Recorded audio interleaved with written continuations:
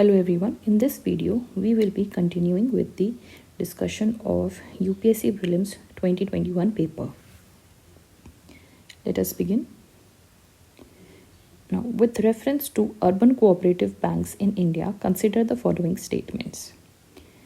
First, we'll underline the keywords. We have to take into consideration about the urban cooperative banks specifically in India and consider the given statements in this context. They are supervised and regulated by the local boards set up by the state governments. Second, they can issue equity shares and preference shares.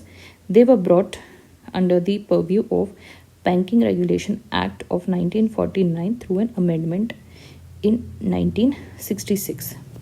Now, in 2021, urban cooperative banks and their regulation was very much in news. So this question is derived from current affairs. And moreover, urban cooperative banks is a very integral part of banking system in India, hence an integral part of our UPSC economics syllabus. So we should be thorough with that.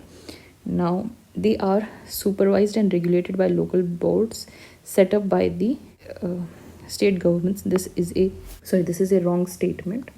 Now, since I was talking about the urban cooperative banks being in news, in 2020, all the urban cooperative banks and multi-state cooperative banks were brought under the supervision of RBI.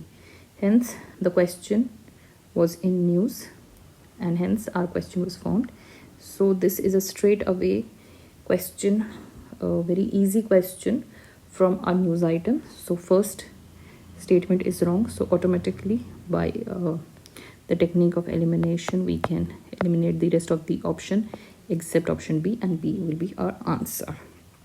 Okay, so if we have been thorough with the current affairs, we can easily answer such easy questions.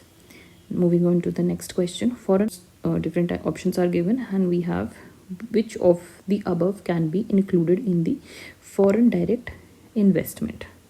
First, we have to be very clear with the definition of FDI.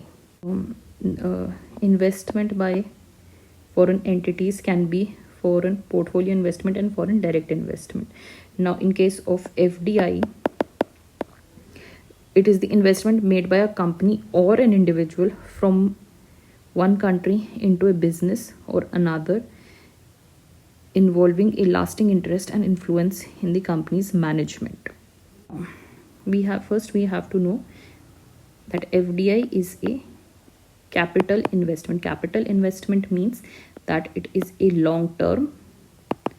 Usually it is more than 1 year. Anything in more than 1 year would be a long-term investment. It is done by obviously foreign entity, be it an individual or a company in another country. So FDI is an investment through capital instruments by a person resident outside India in an unlisted Indian company, or 10% or more of the post-issue paid-up capital equity on a fully diluted basis of a Indian company.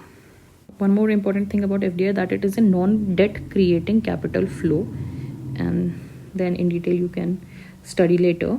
But this is the gist that we have to know, that it is a non-debt creating investment capital flow, and it is a capital that is a long-term form of investment. So usually if more than 10% of shares in a listed company, if the investment is more than 10% in a listed company, then only it will be said as the FDI. So by that basis, if we see options, let us begin with the fourth, the non-resident external. So for this, in the NCERT, there is a topic called balance of payments, in which we have account and a capital account. Now, what constitutes current and capital account is given in detail in the NCERT. From that chart, we have to immediately not only have develop an understanding of why all those are items current or capital, but also learn them by heart. So now NRI deposit, though it is in a capital form of deposit, but it is not an FDI form of deposit. It is a banking deposit, right? Then if now if we, let's say, second, foreign institutional investment with certain conditions. Yes, we have said that 10% in the listed Indian companies. So a certain condition is being imposed. In this case, option 2 is correct. Now upon this information, can we answer the question? So if we eliminate 4, we are left with A and B, and then if we eliminate, have to eliminate B as well because it doesn't include 2, so we'll have our answer A. Or in any case, you should know that foreign currency convertible bonds, they are also, once they are converted into equity, are classified as FDI. Also, global depository receipt is nothing but a form of investment in companies outside your own country. On to the next question. The effect of devaluation of a currency is that it necessarily, now be very careful when absolute terms like necessarily, always, all of the above, or all of the below, every time, these are very absolute statements. So there has to be very stringent conditions to be followed to fulfill, to be able to prove that statement. So be very careful when you encounter such absolute statements in your questions. So please make a mental note that you have to be very attentive while reading the question. Let's move on. Improve the competitiveness of the domestic exports in the foreign currency markets. Yes, this is correct. We know that China and also other countries, and especially in context of today's tariff war initiated by the Trump administration, is mainly to make the domestic goods competitive in the foreign market so that export growth can lead to domestic production, therefore employment, and thus raise the standard of living. This is essentially the crux of the tariff war initiated by the Trump administration, and this is precisely the reason why China was able to have an exports-led economic growth in the past and still wants to continue its hegemony in exports-led growth. Now, option second, increases the foreign value of domestic currency. Let's say I don't exactly know if this statement is correct or not, so I'll just put a circle to indicate that I'm not sure of it, and I will consider it later on. So I'll move to the third statement. It improves the balance of trade. Now, as said in the beginning of question, was that we have to be very attentive because the question says it necessarily means that does it always ensure, like in the case of first statement, it improves the competitiveness of the domestic exports in the foreign markets. Yes, devaluation of currency always will ensure the competitiveness of the domestic exports in the foreign market, since say devaluation is that $1 was costing 100 rupees, now $1 is costing rupees 500. So essentially now you are able to afford, if you have a dollar, if earlier you were able to afford goods worth rupees 100, now you are able to afford goods worth rupees 500. So the competitiveness of the domestic goods will definitely increase in the foreign markets. But in case of third statement, it improves the trade balance, can not always be true. Why? Because, and even UPSC has also asked a question on this reasoning, why this the statement third earlier used that in Indian context, asked earlier question that in Indian context, if exports increase, can then the balance of trade or trade balance decrease? Now the question, in that question also, UPSC has asked you to answer that question in Indian context. So, and why was that? Because sometimes certain countries can have very rigid imports. Rigid imports are that a country cannot do without importing those goods, maybe because the country doesn't have the necessary infrastructure or manufacturing capacity, or the country doesn't have those resources, so it becomes and country's economic activities are dependent on those goods, so country cannot do without importing those goods. In India's case, that is crude oil.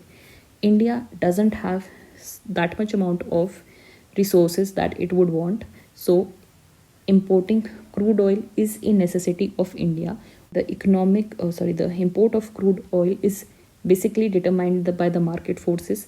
The import is dependent not on the government whims, but upon the demand of the manufacturing and other industries which use the crude oil. So certain goods are such that a country cannot do without importing them. So in that case, your imports can be so huge that devaluation of currency might benefit your exports, but it might not be sufficient to cover your bill of imports. I hope you're getting it. So in that case, it improves the balance of trade is not necessary always. Correct. Statement 1 and 3, we have our reasonings. Let's say we don't have our reasoning for statement 2. So can we still answer the question? Let's check with the options. If we have to eliminate option 3, we can do away with the option C and D. Now we're left with option 1 and 2. We cannot. So now let's come to statement 2. Increases the foreign value of domestic currency. Now we can see that devaluation is essentially decrease currency with respect to the foreign currency. So statement 2 again becomes incorrect, and your answer is option A, only one is correct. Now coming on to the next question. Indian government bond yields are influenced by which of the following? Okay, we have to talk about Indian government bond yields are influenced by which of the following. You have to answer the correct statements. Actions of the United States Federal Reserve. Yes, we know if the Fed Reserve increases or decreases its interest rate, it has an impact not only on India but on the global financial markets, which in turn influences the supply and demand of the dollars, the global market, and even in India. So yes, the actions of United Federal Reserves does have impact on Indian government bond yields. Action of the Reserve Bank of India, yes, definitely Indian, because it will influence the money supply.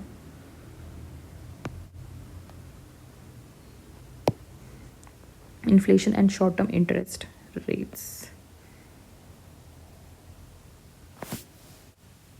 Now we know that if RBI increases the repo rate or interest rates, then it will have a tighter money policy and bond yields will increase. In case there is inflation, then the holders will demand more interest rate, because inflation erodes the real returns on bonds, so it will lead to higher yields. And short-term interest rates are controlled by influence the overall interest rate environment. If short-term interest rates rise, it creates an upward pressure on bond yield at. Now coming on to next question.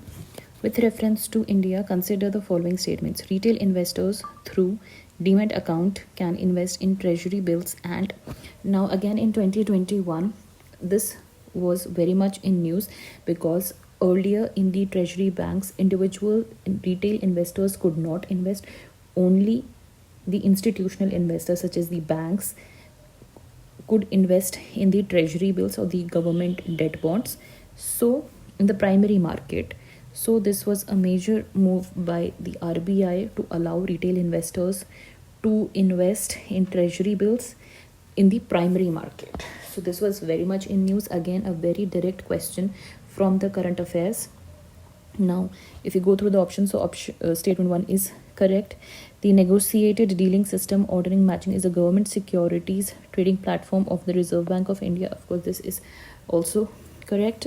The CDSL, the Central Depository Services Limited, is jointly promoted by the Reserve Bank of India and the Bombay Stock Exchange. This is wrong. It is a state registered. The SEBI oversees it, and the CDSL is an Indian Central Securities Depository, and it provides the depository services to the Indian securities market, and it was founded in 1999. Again, this is a very basic statement from our syllabus from the share market. So one is the CDS and another one is the NSDL.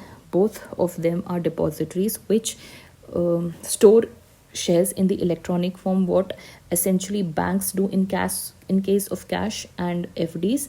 The depositories do the same work in case of the share market. So from that we can have option B as our answer, because statement 1 and 2 are correct. Now moving on to the next question. In India, the central bank's function as the lender of last resort usually refers to which of the following? Now we know that the central bank in India is the RBI, and it has several functions like printing currency, managing the money supply in the economy, and so on and so forth. And one of the functions of the RBI is to act as the lender of last resort, that is to save the banks in case banks face liquidity issue. And from the same function, RBI derives its power to regulate the banks as well. Okay, so we know. Now let's read the statement 1. Lending to trade and industry bodies when they fail to borrow? No. From other sources? No. It provides to the industries and the trade through the banks and open markets, but not through its function as a lender of last resort. Then coming on to the second statement, providing liquidity to the banks having a temporary crisis. Yes, of course, to avoid the bank run, which can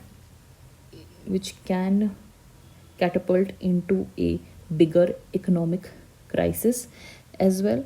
Then statement 3 is lending to governments to finance budgetary deficit. No, that is not the function of the central bank as the lender of last resort. Of course, from the term itself, lender of the last resort, we know RBI is the central bank, it is the bank of the banks, so it will obviously give liquidity help to the banks. Select the correct. So one option is correct, third is wrong, so we are left with option 2. Now, R2 code of practices constitute a tool available for promoting adoption of. Now, in certain such questions, what you have to keep in mind is that you have to read the question very carefully. Why? Because often such questions are not as per directly sourced from the current affair or static books, but they are formulated in such a way that certain information is coded, or you have to logically derive that information from the information given within the question itself. So first step is to read the question and mark the keywords within the question as well as the options given to you. So R2 codes of practices. So something is R2, that is maybe R 2 times. Code of practices constitute, it is a tool available for promoting the adoption. Okay, we have, it is a promoting tool so that more and more people adopt this certain practice. Okay, we'll begin with option A. Environmentally responsible practices in electronics recycling industry. Okay, electronics recycling. We are very much aware of recycle and reuse. Often with the sustainable economy or the circular economy, this concept of recycle, reuse is very, very important, and such keywords, recycle, reuse, are very important. Also, we are witnessing, and often we study not only in the static environment portion but also in the current affairs, about how the menace of electronic waste is grappling the world very fast. Exponentially the electronic waste is increasing in the world, and it is being dumped in the developing countries. So moreover, it is creating a very, very harmful effect on the developing countries such as India, which is already reeling with the management of other wastes. Also, the electronic wastes lead to grave environmental degradation such as the heavy metal pollutions. So in that context, we are always aware of the key terms such as recycle and reuse, and the option within itself mentions the electronics recycling. So in the context of circular economy, or for that matter the sustainable development goals or the sustainable economy, we can use these words recycle and reuse. And moreover, the question is saying R2, so there has to be 2 RR.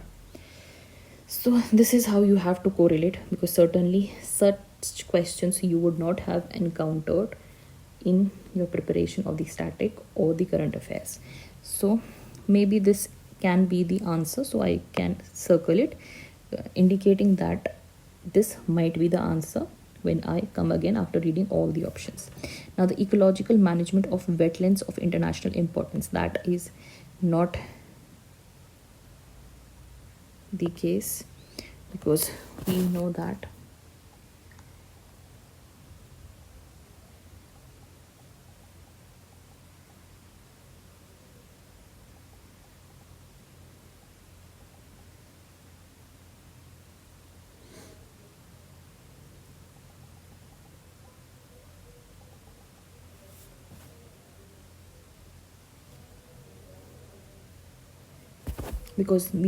they are known as the Ramsar sites, and no such thing.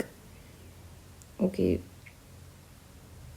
from my reading of the statement, I don't think I can relate anything with the management and of the wetlands and Ramsar Convention with R2.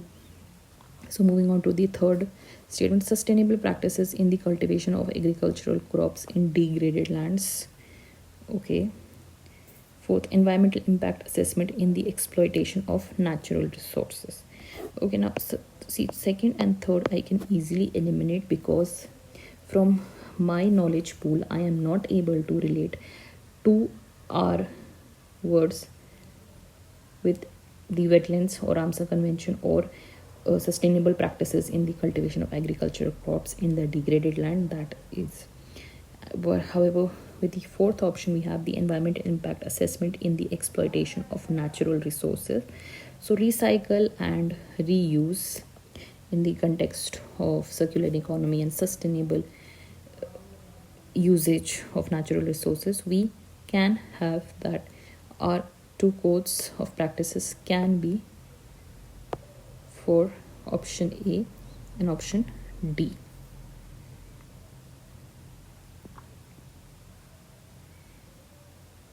But if we look carefully at the environment, at option 4, it states that the environment impact assessment in the exploitation of natural resources. So essentially the environment impact assessment is related to assessing the impact of a certain project such as mining or industry would have on the nearby area or the ecosystem. It is essentially done before the beginning of the project so that we can assess the damage it would create and take appropriate steps to minimize or mitigate the negative impact of the project on the ecosystem. So by having this logical reasoning and my limited pool of knowledge, I am inclined that option A is more appropriate for this question. Now moving on to the next question. With reference to the water credit, consider the following. It puts microfinance tools to work in the water and sanitation sector. Okay. Now, first of all, again, this is a similar question to the R2 codes of practices, where we are most not likely to have encountered such question in our static or current affair readings. So we'll use our logical reasoning, elimination techniques, and our knowledge pool to derive out the answer from the information given in the question itself. It puts microfinance tools to work in the water and sanitation sector. Okay. It is a global initiative launched under the aegis of World Health Organization and World Bank. It aims to enable the poor people to meet their wastewater needs without depending upon subsidies. Okay, water credit. So it could be related to something that credit means loan. So while availing or providing loans with respect to water, it could be that providing loan to have affordable and equitable access to clean and potable water. It could be providing loans for constructing of the water pipelines to the houses so that potable water is available to people. Okay, so something related to that, or water credit related to recycling of water, making efficient use of water.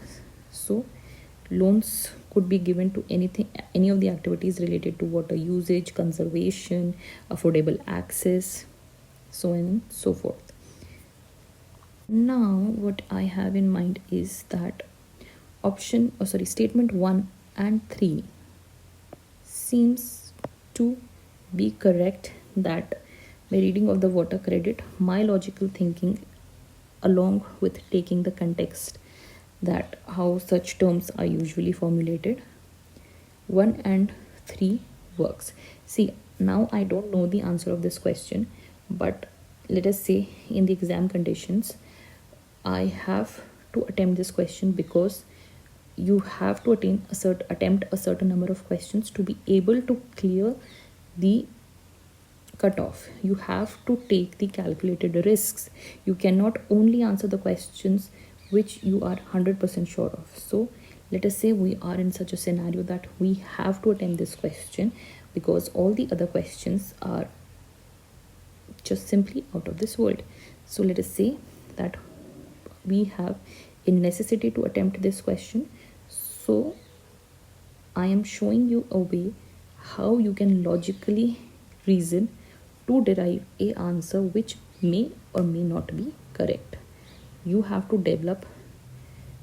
understand how you have to use your knowledge, not only to just answer the direct questions, say when was the Battle of Plassey was fought. No, we all are in the age of the data mining, data science, industrial revolution 4. So data is very important. We have a lot of data while preparation of the UPSC. Now what we have to use is that with the practice and data we have to enable, we have to develop the skill of data mining. That is, whatever data we have, we should know how to use that data. We have to draw out patterns, like from the PYQs you have to learn what themes are important. Similarly, you have to be able to read the mind of the question setter, that why such a question was set. Usually if UPSC asks such type of question, what type of statement it's make, how it forms an incorrect statement, how it forms its statement in certain theme based questions, like when UPSC asks question related to certain terms of economy, or say certain organizations which are not easily heard of. So from that PYQ data and your knowledge pool, you have to develop the understanding of pattern, how UPSC asks question. So based on my understanding, I can relate option 1 and 2 to be correct. It is a global initiative launched under the aegis of World Health Organization and the World. See, it is related to loan. Okay. So World Bank could still be there, but World Health Organization, it creates a little doubt in my mind. Also, UPSC has a habit of giving wrong facts usually. Okay, and third is that it has asked 2 organizations, so it increases the probability of it being wrong more. So based on this, I would like to eliminate statement 2. Based on that, I would have option C as my answer. Now moving ahead, what is blue carbon? Again, it was very much in news. It is a current affair based question. Carbon captured by oceans and coastal ecosystem. There are many different types of carbon: blue carbon, black carbon. Now black carbon in something soot which settles on the ice, and then it reduces the albedo of the earth.